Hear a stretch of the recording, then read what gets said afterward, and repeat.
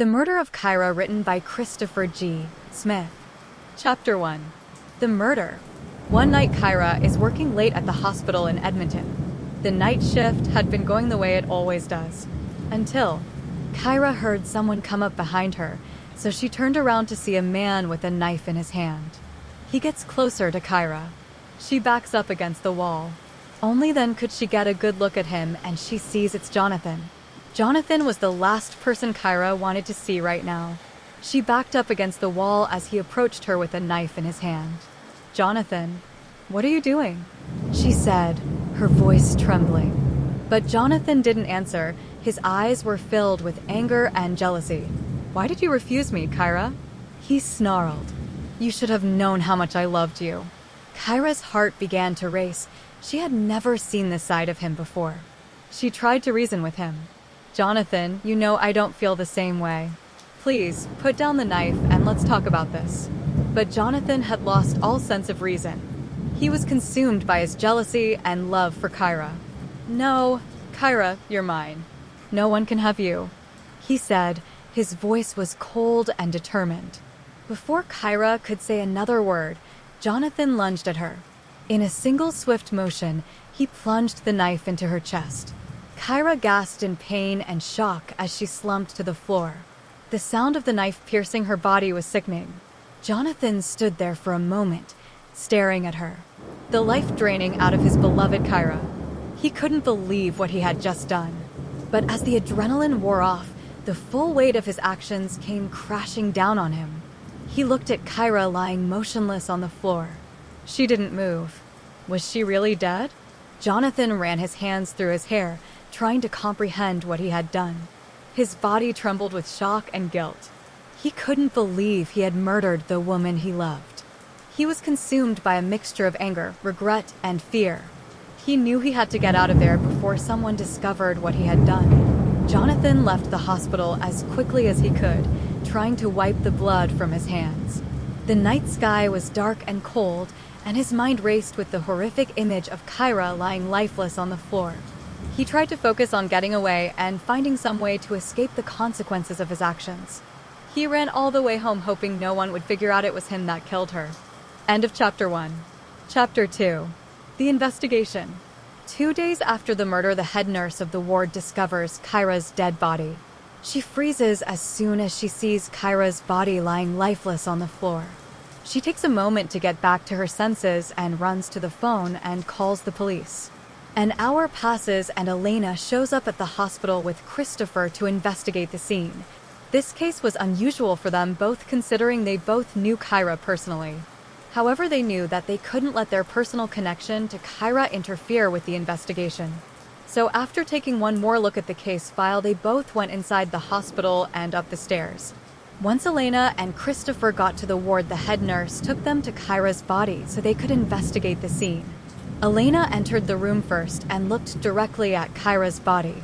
She saw the knife was still stuck in Kyra's chest and there was blood all over the floor around the body. Christopher entered the room shortly after Elena, and he was surprised by the amount of blood on Kyra's clothes. Elena turns to Christopher and says, "What kind of monster would do this to someone as nice as Kyra?" Christopher thinks for a moment and then says, "Maybe a jealous or frustrated lover." "Oh, please, Christopher, you've been watching too much Columbo," says Elena.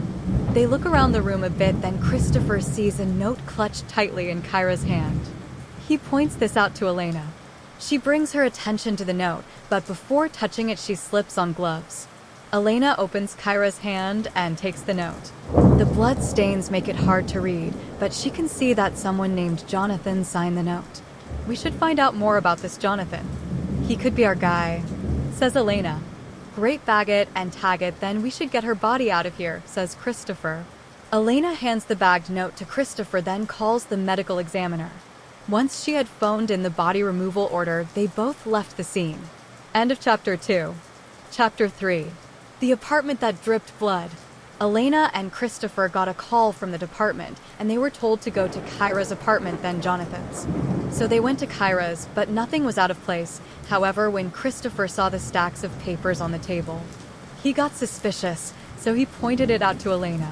They started to look through the papers and realized these were letters and love notes from Johnathan. Clearly, he was really trying to win Kyra over, but was blind to the fact she didn't want him. After several letters and notes, Elena found one that when she read sounded very threatening and very concerning. It read, "Kyra, I can't believe you rejected me. After everything I've done for you, you still refuse me. It makes me sick to think about you being with someone else. But soon enough, you'll be mine. I promise you that. Don't ignore me again, or I won't be so forgiving. Love, Johnathan." Elena passed the letter to Christopher and said, "We need to find Johnathan now, and believe me, he'll rot in hell for this." They quickly leave the apartment and head toward his apartment. An hour later, we are there at his door knocking on it. We wait quietly for a few moments until we hear someone walking towards the door. The door starts to open slowly, and Johnathan's head pops out. He looks at us, and his face suddenly goes pale and filled with shock as soon as he sees us. He stays silent for a brief moment until he finally speaks. "What are you doing here?" Elena remains calm, taking a deep breath in before she speaks. "We're here to ask you a few questions." She gestures towards the handwriting samples that we have. "You see this handwriting? These are all of the handwriting samples taken from every student here at the school to try and find a match to the one on this note and the mystery letters that you sent." She hands over the folder and points at Johnathan's handwriting. "And look what we found. This handwriting is almost 100%, and I mean 99.5% match. Did you write this?" Johnathan seems to look incredibly nervous as we confront him about this, and he stays quiet for a moment before he finally nods. Elena sees him nod and stays quiet for a moment. "Now here's a better question. Why did you do it?" She looks Johnathan right in the eyes, her expression seeming more and more upset as time goes by. Elena stays silent for a moment, waiting to hear what Johnathan has to say. Elena watches as Johnathan gulps nervously, and he looks like he's struggling to speak, but knows that he can't escape this situation. "Why are you so scared now? Come on, just tell me the truth. Tell us why you did it." Johnathan stays silent for a few seconds before he finally speaks up. "All right, I'll tell you," he says. Elena immediately stops when she hears him say that. A look of shock goes across her eyes when she sees him finally give in. "Go on then. Tell us." Johnathan nods in response and pauses for a moment. I did it. I did everything. I wrote the note, I wrote the letters, and his voice seems to shake for a brief moment. "And I killed Kyra." A stunned look goes across Elena's face, and she suddenly feels a wave of anger wash over her. Elena's face turns into a grimace as she feels rage building up inside her. She begins to speak and starts to raise her voice a little in the process. "You? What did you say? You killed Kyra? Are you serious right now? You killed her? You killed my best friend? Why? Why would you ever do that?" Elena seems to be getting more and more furious by the second, and she struggles to speak more calmly. No. You don't just get to say that and get away with it. I want an explanation, damn it. Give me one now, and I want to hear a good explanation." A look of pure anger and pain goes across her face as she continues to rage at Johnathan. "Give me one good reason why you murdered Kyra? Tell me now." Elena looks Johnathan in the eyes once more and continues to give him a long, hard stare. She gives him a look that says, "Tell me the truth or else." "Well, I'm waiting. Why did you do it? Why did you have to take my best friend from me?" Johnathan finally speaks up again, and he looks down at the ground as he does. "I was in love with her." Elena stares at him in shock when she hears him say this. "You what? You can't be serious." "It's true. I was in love with her and I knew that she didn't love me. So I had to get rid of her." He looks up at Elena and his eyes seem to be beginning to water. Elena stays quiet for a few moments as pure shock fills her mind. "Wah, I can't believe what you're saying. You killed her because of that?"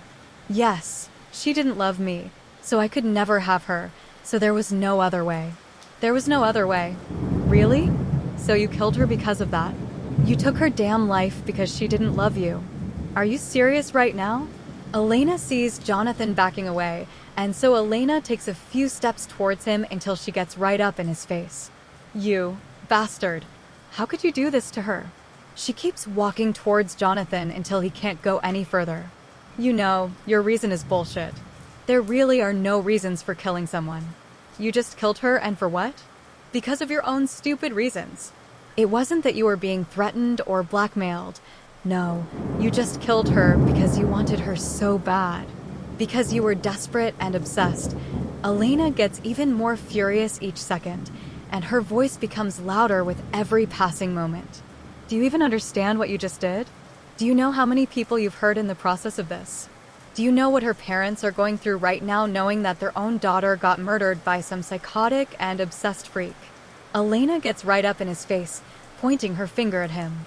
Her eyes are filled with fire and venom. And do you even know what I've been through ever since Kyra died? Do you know how it feels to never get those phone calls ever again telling me about her day or sending me pictures or getting that coffee with her? You have no idea what my life has been like now. She takes deep, shaky breaths as she struggles to control her emotions. Elena feels tears forming in her eyes as she speaks, and her voice begins to crack. You have no idea what it's like to lose someone you care about. You have no idea what it's like to go one day at a time knowing that they're never going to be there ever again. Elena's voice continues to crack even more, and so she paused for a few moments. Tears slowly make their way down her cheeks, and to think that Kyra died at the hands of some obsessed, psychotic freak, because he just couldn't handle the fact that she didn't love him. Elena looks at him straight in the eye as she speaks, a mix of anger and pain all over her face. That's what you are, Johnathan. You're a psychotic, obsessed freak. You killed my best friend because you wanted her, because you couldn't handle the idea of her loving someone else. Elena shakes her head and laughs a little while looking right at him. You know, deep down, I knew that you were a crazy bastard. That you were always a little off, but I never thought that you were this crazy, and to think that I used to call you my friend. I was always polite to you when no one else was. I was the one who looked out for you when no one else would. And this is how you repay me? By killing Kyra. Elena clenches her fists as she looks at him, feeling her blood beginning to boil. Elena gets even angrier than from before and speaks with even more venom in her voice. You are the lowest low there is, because only the most despicable, most twisted, most evil lowlife would ever take another person's life away from them just because they couldn't get their own way in life.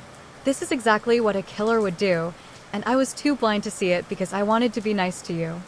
I wanted to be generous and caring for you. I was fooled into thinking that you were a good person.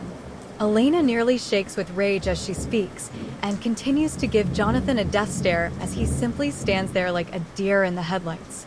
She steps so close that her face is centimeters away from his, and doesn't look away for a second. You're a complete monster, and monsters are evil. You're not only a horrible human being, but you're evil. That's what you are. You've always been evil, and you always will be, and I want you to know that the only place that you belong is in hell. That's where you belong, in hell. And I know that's exactly the place where you'll be headed now. Once I report you and the police arrest you, I want you to know that your life is completely over. Your freedom is gone forever. Elena finally walks away from him and calls the police. End of Chapter 3. Chapter 4. The Arrest. Elena waits for a few seconds as the phone rings, her breathing heavy as adrenaline still runs through her veins. She glances over at Johnathan just for a moment before the call gets picked up. She stayed on the line for a few more seconds, and she finally spoke. Hello, this is Elena Lucci speaking. I'd like to report a confession to murder. She pauses for a moment, and she glances over at Johnathan, who is just standing there. She then turns her eyes away from him and speaks up. The name of the murderer is Johnathan Smith. He confessed to me that he killed Kyra Carter. She stays quiet for a few seconds before the person on the other end of the line speaks up. You're at the university, right? We'll send a couple people over to your location right away to arrest him. A sense of relief washes over her, since she knows that justice will finally be served for Kyra. Yes, I'm at the university. Thank you so much. I'll be waiting for you here.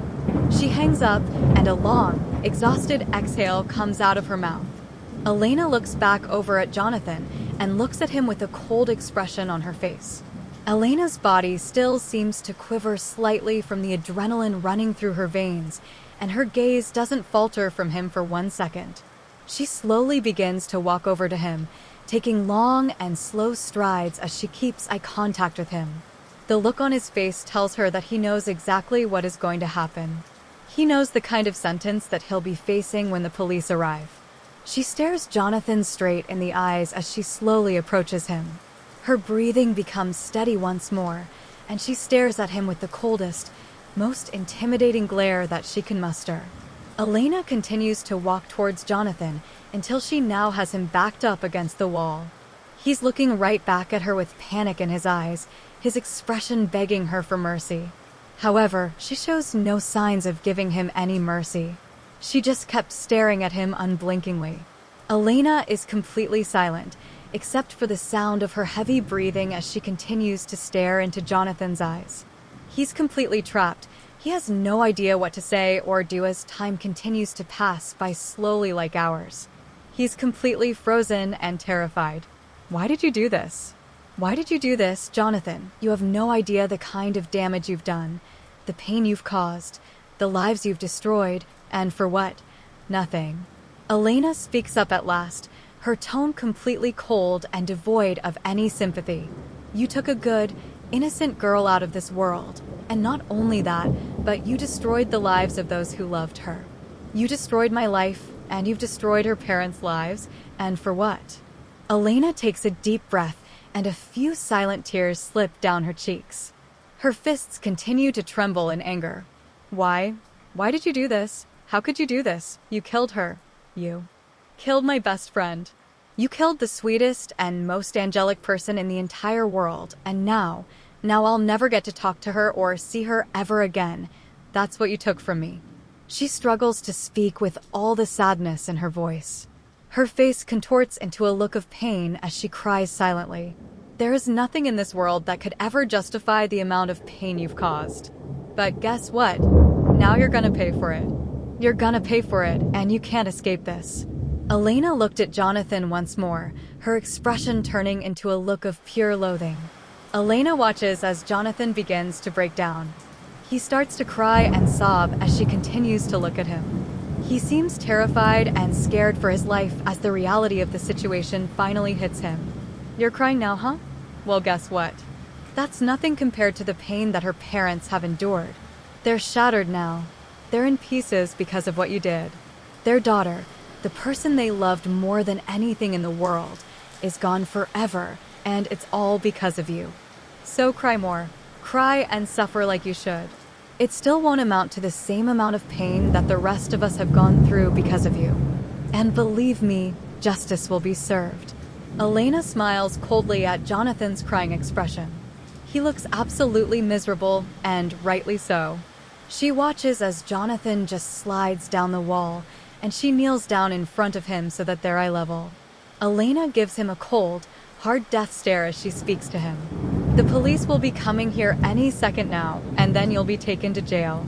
And then you'll spend the rest of your miserable life there, and you'll suffer. She gives him a little smirk. How does it feel to have your freedom taken away from you forever, all because of your own actions? How does it feel to know that you won't be setting foot outside of prison ever again? That you'll never see the sun or the world outside those four walls ever again? Elena continues to smirk at him, relishing in all his misery.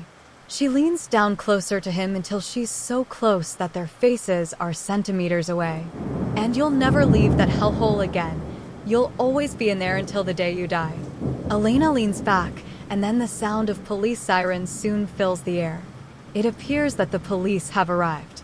Well, that's the sound of your freedom disappearing forever. You have a good life in prison, Johnathan. The other inmates are gonna love you. Elena looks at Johnathan for one last time as she stands up. He simply sits there against the wall, tears streaming down his cheeks. She takes deep, slow breaths in order to stay calm as she hears the police officers approaching the door. She waits quietly as the sound of footsteps gets louder, and soon enough, 3 police officers storm into the room, guns drawn and pointed at Johnathan. Johnathan doesn't even attempt to fight back. He simply stares down at the ground and tears continue to stream down his face as he sniffles. And he has the nerve to start sobbing once more as the police handcuff him. Elena watches as the three of them grab him and force him to stand up. He then gets roughly pushed up against the wall, and they begin to frisk him while they read him his rights. Despite all that, he still continues to sob loudly and pathetically. Elena stays back as she watches him get detained. She still feels a lot of anger and disgust towards him. However, as she looks upon him being handcuffed and brought over to the door, he looks and acts so pitiful that she feels absolutely nothing but contempt and disdain now. He is taken away by the three police officers, and his sobbing and crying becomes quiet as he's led further away down the hallway. After a few moments of silence, Elena sits down as her adrenaline starts to fade, and tears start to slowly slide down her cheeks. She put her head in her hands as her body began to tremble, and she began to cry with her tears falling onto the floor in front of her. It feels like an enormous weight has just been lifted from her shoulders. However, she still feels so many emotions all at once. Elena doesn't know what to feel anymore. She feels like a huge wave of relief has just washed over her. However, she also feels a deep sense of sadness. This isn't like some kind of nightmare where she'll wake up and everything will go back to normal. Kyra is still gone, and there's nothing that she can do to bring her back. It's all over. Elena sits there and cries in the empty room, crying the tears that she's held inside for so long. All the built-up sadness and grief all come flowing out with every single tear. For the next 10 minutes, Elena sat there and let everything go. She's not sure how long she's going to be stuck in that one spot, but she knows that she can't move yet. Christopher stays there with Elena as she cries and lets her emotions flow. He doesn't try to say anything to her, but just sits quietly by her side. After a while, she managed to regain her composure a bit more. She still feels awful, but the tears have stopped flowing for now. She sighs deeply as she stays staring down at the floor, her expression blank. She kept sniffling for a few minutes before she finally spoke in a blank tone. It's over. Finally, it's all over. And yet, it feels so surreal all at the same time. Again, Elena puts her head in her hands as she speaks through her fingers. I feel like I'm dreaming, like I'm gonna wake up any second now and everything's gonna go back to normal, like none of this actually happened. Everything is gonna be okay, says Christopher. How can you be sure that it's gonna be okay? It's not going to be okay. Nothing is ever gonna be okay again. Kyra tears begin to prick at her eyes again as she speaks. She cuts herself off and her throat begins to get choked up again. She struggles to hold back tears as she forces the rest of her words out. Kyra is dead, and nothing can bring her back now. So why would you say anything is going to be okay when it can never be okay ever again?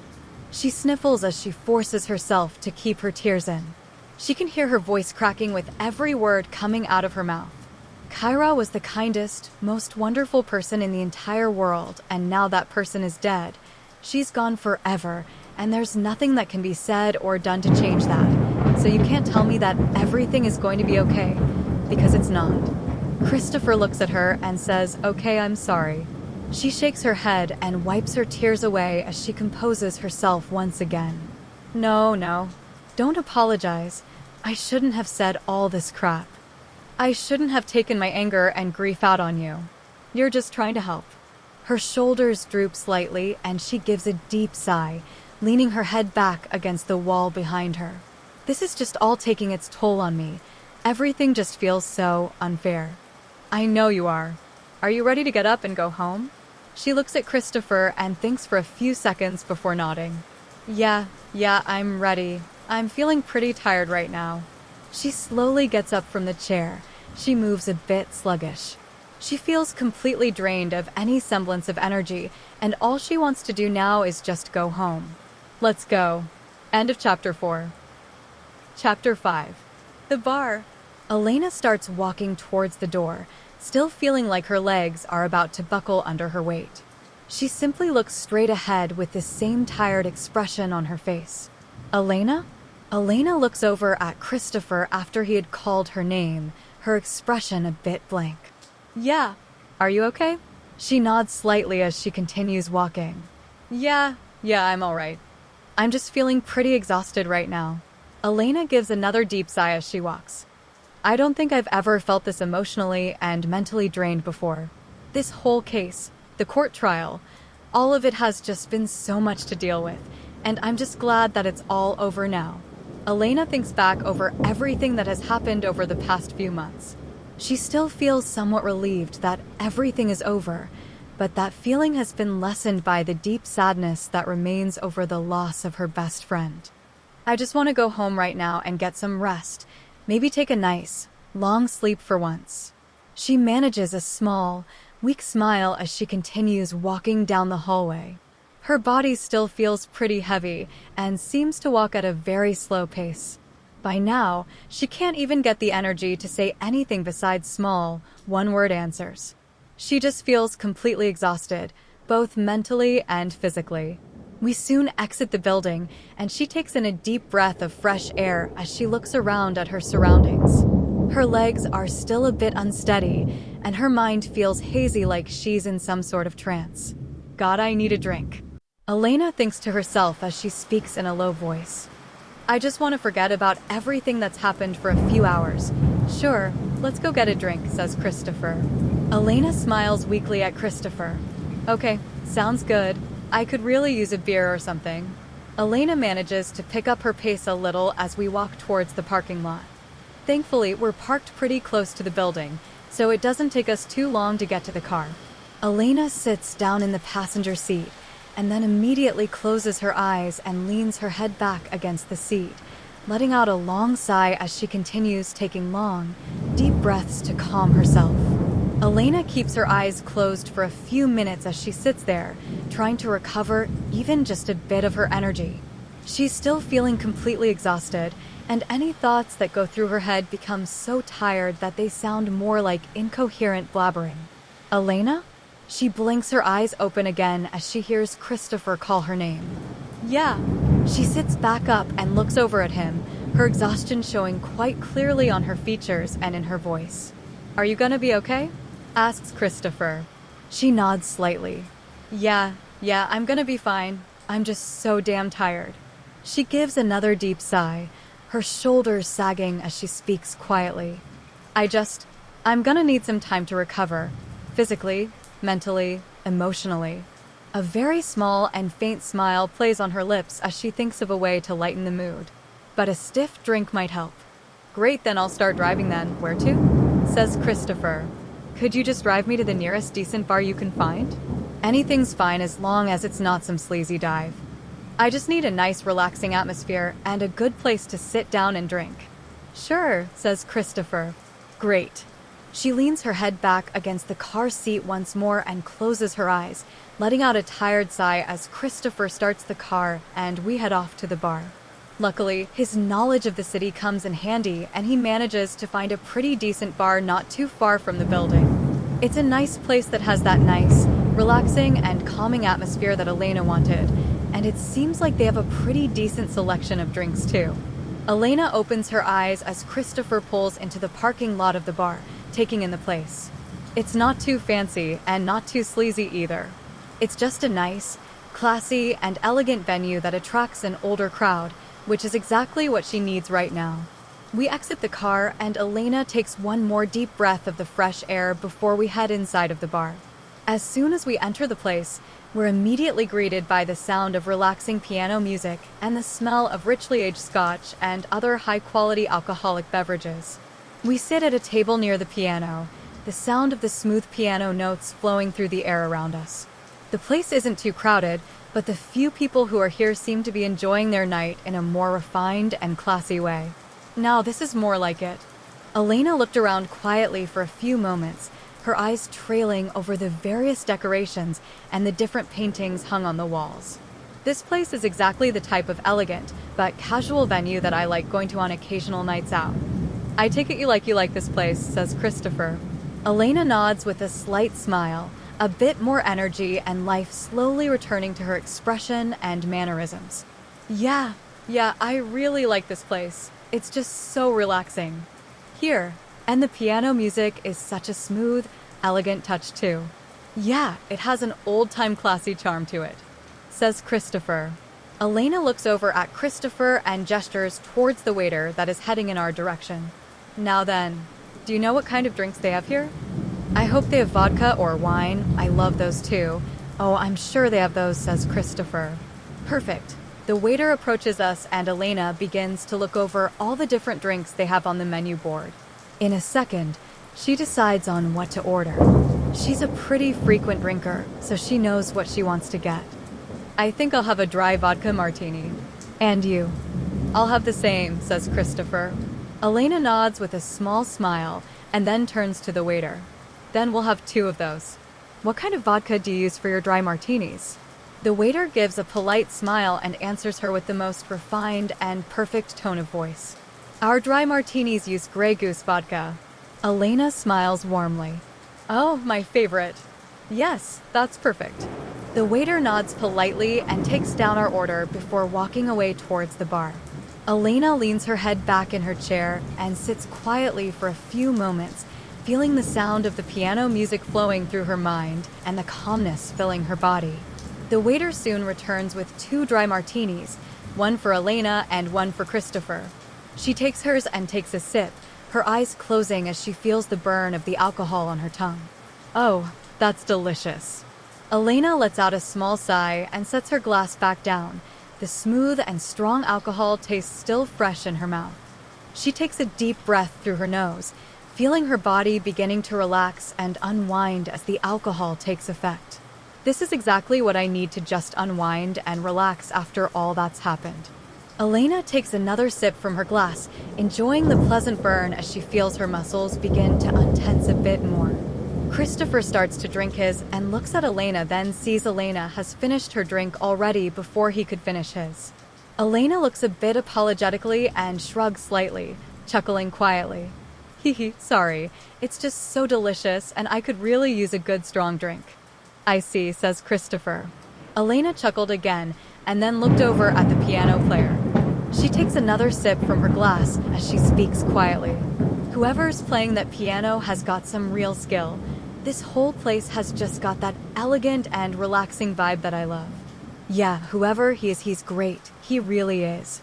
Elena kept her gaze focused on the piano player for a few moments, mesmerized by the beauty and grace of the piano notes flowing through the venue. After a few seconds, Elena looks away and takes a big sip from her glass and starts feeling the strong vodka kick in.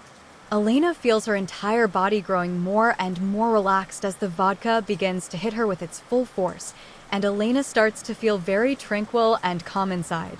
A small smile plays upon her lips as she savors the taste of the alcohol mixed with the atmosphere of the bar. Elena, are you okay? Elena looks over at Christopher, feeling like the alcohol is finally beginning to loosen her up now. Oh yeah, I'm feeling great right now. The liquor is really hitting my system. My body feels pretty light and tingly, and this place is just so relaxing.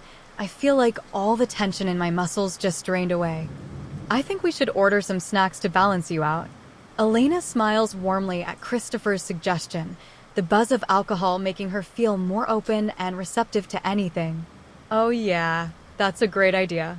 Some snacks would be fantastic right now, and a second drink as well. Elena laughed quietly to herself with the same warm smile on her face. Hehe, maybe I should slow down.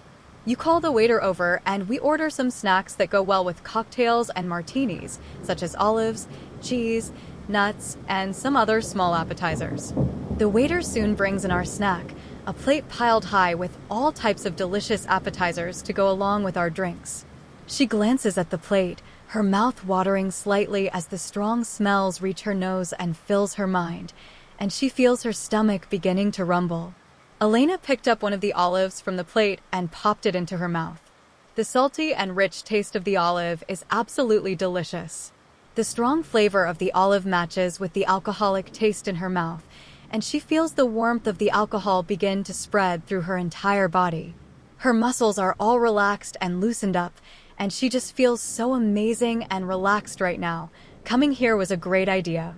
It really was.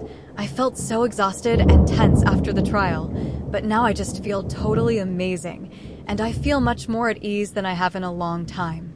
She looks over at Christopher for a few moments, her eyes slightly unfocused and hazy and a wide smile on her face. Thank you so much for suggesting this. I think I really needed a night like this. She reaches across the table and places her hand on top of Christopher's, giving it a gentle squeeze. Her eyes are warm and loving, a bit unfocused, but filled with genuine affection. Are you always this nice? Elena smiles softly, feeling her heart flutter slightly as she looks into Christopher's eyes. Oh, you think I'm nice? Hehe, I try my best to be nice and caring and considerate of others, but sometimes I can also be kind of a smartass and quick-tempered. But I feel much more at ease and calm right now. Elena smiles softly, feeling her heart flutter slightly as she looks into Christopher's eyes. Yeah, I think you're nice. Elena leans back against her chair and lets out a deep breath, feeling her muscles completely relaxing as she sinks into her chair a little bit. Elena reached out her hand and took another sip from her drink, the alcohol making her feel all warm and fuzzy inside. Hee hee, I think the alcohol is making me feel a bit more honest and open than usual. Elena looks over at Christopher with a slightly hazy look in her eyes and gives a slight chuckle. I'm probably saying things I wouldn't say usually. Hee hee, but I guess that's what alcohol does to you. Elena takes another sip from her drink, then looks into her eyes again with the same warm expression. Elena leaned forward and rested her chin against her hand, her eyes locked on Christopher's own with a slight yet warm look in them. Elena speaks quietly and with a slightly slurred, drunken tone in her voice. You have such beautiful eyes. Ha ha ha. I could stare right into those all night if I could. Oh, really? Elena gives a nod and moves slightly closer to Christopher, resting her free hand softly on top of his and giving it a gentle squeeze.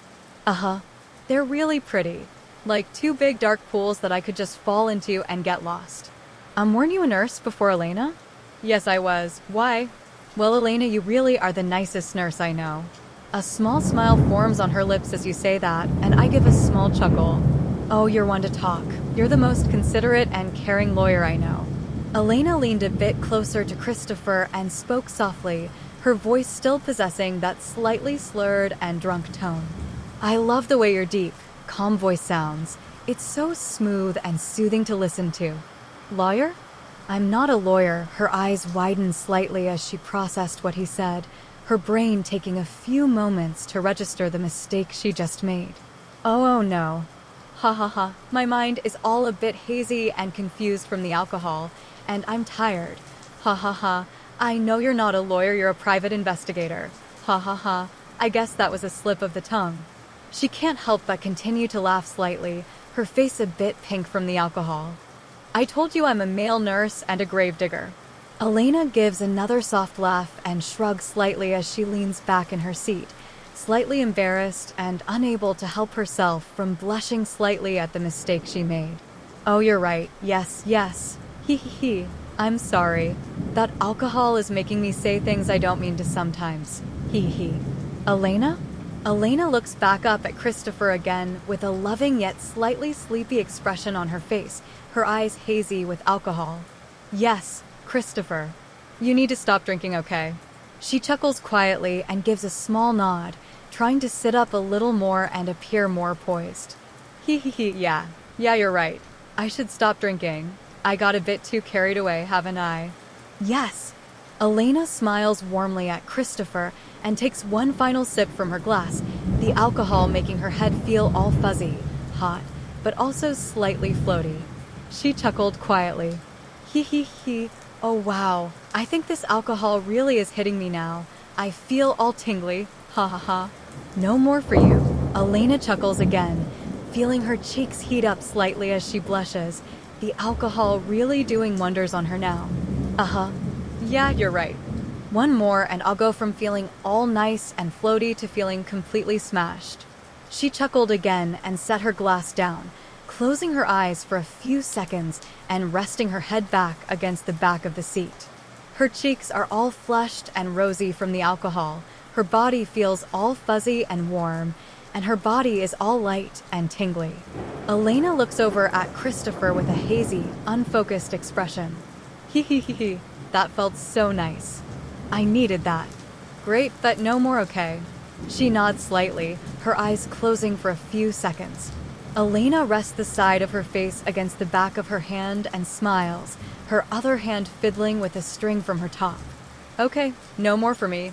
Hee hee hee, I think I've had my share. After they both agreed they had enough to drink, they paid the bill and went back to the car. End of Chapter 5. Chapter 6. Elena's Secret. The next night they agreed to meet up again, so they did, but what happens next will change everything for them. The waiter placed their food down, a plate piled high with olives, cheese, and other delights. Elena's stomach rumbled, a very human reaction that both surprised and comforted her. It really was. She sighed, the exhaustion finally starting to ebb away thanks to the comfortable atmosphere and the alcohol. I felt so drained after the trial, but now. Her voice trailed off as she looked at Christopher, her eyes a little unfocused. Now I just feel. Suddenly, a strange craving ripped through her. Not for food, but something primal, instinctive. She reached across the table, her hand hovering inches from Christopher's wrist. Her touch was cold, far colder than any humans should be. Elena? Christopher asked, his brow furrowing as he noticed the temperature drop. Elena squeezed her eyes shut, fighting the urge. It wasn't fair to him. He wasn't ready for this. But the hunger was a relentless tide, threatening to pull her under. With a shaky breath, she did the unthinkable. Just below her wrist, where the sleeve of her blouse ended, the flesh seemed to ripple and distort for a brief moment. Razor-sharp claws, black as night, extended from her fingertips. "Christopher," she whispered, her voice thick with dread, "look at my hand." Christopher's breath hitched. He stared at the grotesque appendage, his face a mask of horror and disbelief. Elena retracted her claws, the flesh smoothing back to normal just as quickly. Tears welled up in her eyes. She choked, the word catching in her throat. "I'm not who you think I am." The weight of the revelation hung heavy in the air. The music, the chatter, the clinking of glasses, all seemed to fade away, leaving only the stunned silence between them. Elena braced herself for Christopher's rejection, for his fear, but a strange mix of emotions flickered across his face. "But how?" he finally managed, his voice a mere rasp. Elena took a shuddering breath, the story tumbling out in a torrent of words. She told him about the accident, the strange awakening, the constant hunger she had to fight. The guilt, the loneliness, the fear of being exposed. As she spoke, a flicker of understanding replaced the initial shock in Christopher's eyes. When she finished, a heavy silence descended once more. Then, to Elena's surprise, Christopher reached across the table, his hand warm against hers. "We'll figure this out together," he said, his voice firm. "Just like we figured everything else out." Elena stared at him, a flicker of hope igniting in her chest. Maybe, just maybe, there was a place for her in the world after all, even in this new, undead form.